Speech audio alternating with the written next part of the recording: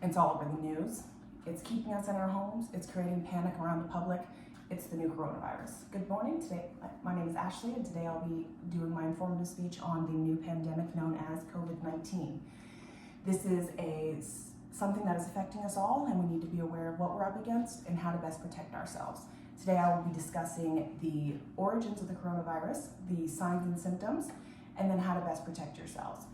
Being first in line in the healthcare with any suspected case, we have been briefed extensively on the proper precautions and the illness presentations, and then I have also conducted hours of research to make sure I have the most up-to-date information and statistics to share with you all today. So what is a coronavirus? A coronavirus is a zoonotic virus that comes from a large family that usually originates and inhabits animals, but has been known to inhabit humans from time to time.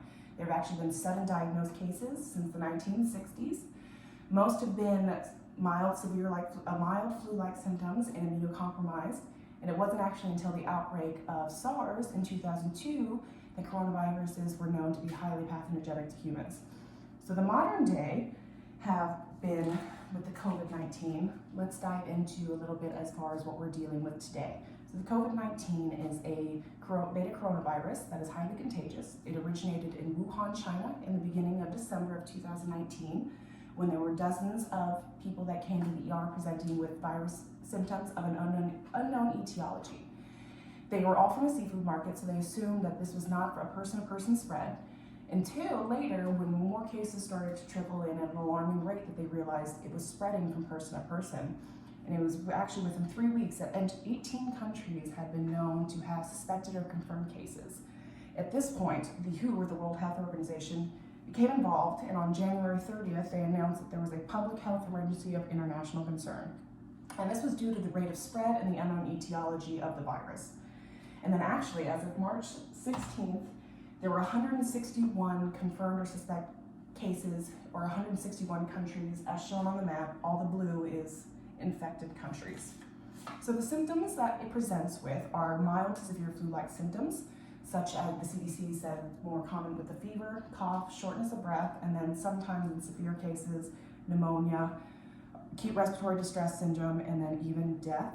The symptoms present 2 to 14 days post-contraction or contact with the disease. And the variability of illness depends on certain demographics. So age is a big factor, as shown in this chart here. 60-year-olds and up, and this is due to the fact that anyone with an underlying health disease, and that's why the immunocompromised are susceptible, because the body can't fight it off. So those with any kind of heart disease, diabetes, the elderly are most susceptible to severe symptoms. The rest of us, they say it's asymptomatic, meaning no symptoms, or very mild flu-like symptoms. So the WHO announced the mortality rate of 3.4% of documented contracted diseases to who actually died. However, they're saying it's more about 1% because we're not aware of actually how many people have it, considering it could be no symptoms whatsoever, or very mild. So we do know that it spreads from person to person. They say it's through respiratory droplets, so anyone who coughs, sneezes. If you touch a surface and then maybe touch your mouth, your nose, anything with mucous membranes that make it easy for virus contraction. They don't think that's the main way it spreads, but just be careful. But we still have our lives. I still have to go to work, some still have to go to work. How do we best protect ourselves? And this is what the CDC says.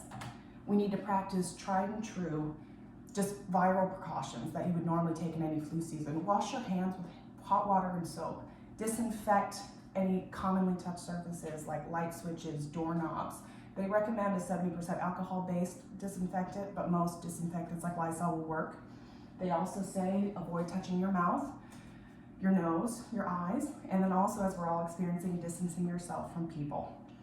So when we have that, you want to avoid those who are sick. We say only wear a face mask if you are ill. And then if you do present with symptoms, they said most people can just self-quarantine themselves.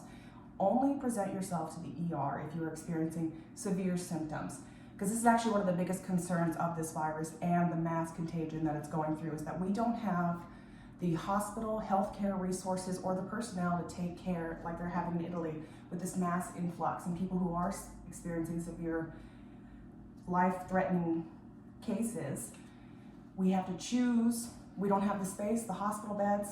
So if you are sick, just self-quarantine yourself like you would have the flu. Don't share your personal items. Keep your safe distance from your family and your pets. self-quarantine, call a doctor if you are concerned, but like I said, if you're having severe cases, please go to the ER. If otherwise, try to stay out of public.